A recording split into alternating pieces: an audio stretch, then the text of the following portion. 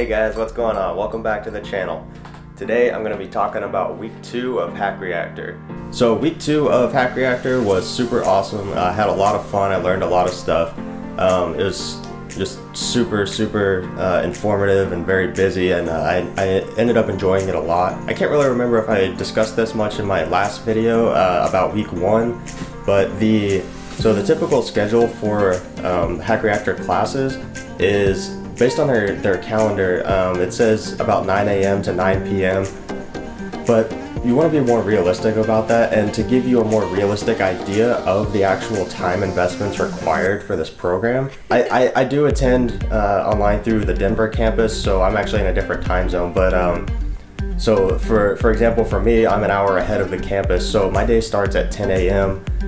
With the daily stand-up, and then we end with our last assignments or whatever around probably around like 9:30 p.m. depending on the day, and then I end up coding until about midnight, typically working on either solo exercises or pair sprints, pair programming, as this is a big part of the Hack Reactor curriculum, is working in pairs and doing pair programming exercises. So that is something that you want to keep in mind if you're planning on attending a coding bootcamp like Hack Reactor or maybe another similar program, is that even though the schedule says that your day ends at 9 p.m., it really doesn't. It keeps going at least for a couple hours past that.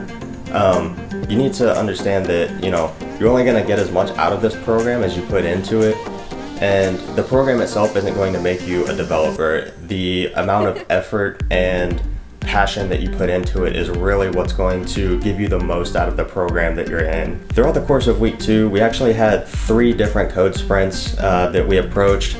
One of them was data structures, one was subclassing, and one was algorithms. The content in all of these was quite difficult. I think probably the 2 that I struggled the most with were probably data structures and algorithms. And I think part of the reason that I struggled with data structures so much was because I had a very narrow view of what a data structure really is. Typically when I thought of data structures previously, I thought of them as arrays and objects, or whatever variation of those exists in other programming languages. Like I know Python, I think, calls them like dictionaries or something like that. But we got into some much more advanced types of data structures that are kind of based on these smaller ones, but you have to build them up. Things such as linked lists, hash tables, sets, graphs, binary search trees, some like super complex types of data structures that I had never encountered before, and it was super awesome getting to learn about these, and I'm definitely still learning about these. It's not super straightforward on how to build some of these different types of data structures, and it definitely takes a lot of practice and repetition, and especially with things like trees, this is where your knowledge of recursion will save your life. Because if you don't know recursion, it becomes really hard or almost impossible to build things like trees without doing an insanely long amount of nested loops, which is just not great for your code. So if you haven't already and you want to learn those advanced data structures, learn recursion first. It will help you a lot. I really enjoyed the subclassing sprint. I think it was really useful to learn about how to construct these classes and these subclasses from those classes, and just how to structure them appropriately, the different methods for doing so, like pseudo-classical versus prototypal and things like that. I know that this is going to be super helpful next week when we start visiting React in week 3, which I'm super excited for. I can't wait to get into that next week. But I know that these building blocks are going to pay off big time when we get to those new code sprints next week. And then the last sprint that we did this week was covering algorithms. We actually just finished this up as of yesterday, technically. And we visited a kind of a classic computer science problem, the n-queens problem, which basically you have to build a algorithm that can tell you all the possibilities of where you can place 4 queens on a 4x4 chessboard where none of them can attack each other.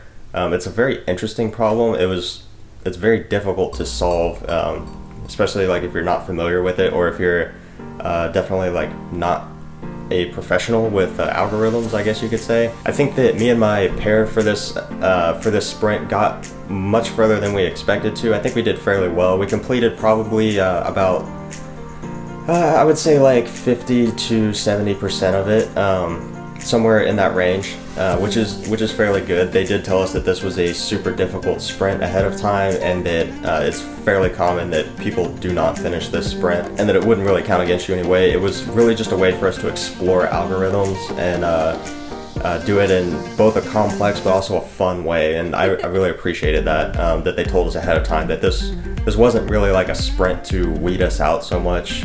It was more of just a more in-depth look at algorithms, really, and a fun way to explore them. Also, kind of unrelated to week 2, but if you happen to have seen my setup video, some things have changed a little bit. You may notice this little green block over here, as well as I have a docking station over here now. My old laptop was giving me some issues, and I had like a crappy little docking station, so I actually like upgraded mid-week 2 and switched over to this 13-inch MacBook Pro. It's pretty awesome. I love it.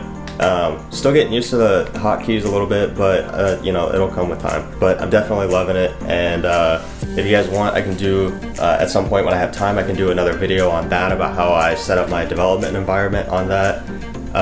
If you guys are interested, just let me know in the comments below, and I can work on that when I get time. But other than that, guys, that pretty much wraps up my summary of week 2. Week 3 starts Monday, and we get into client-side concepts and React in week 3. So we're gonna start building some really awesome stuff, and can't wait. Until next time, guys, if you guys like this video, please be sure to hit the like button to help with the YouTube algorithm. And if you like my other videos, please be sure to hit subscribe so that you get notified when I post new videos. Until next time, guys.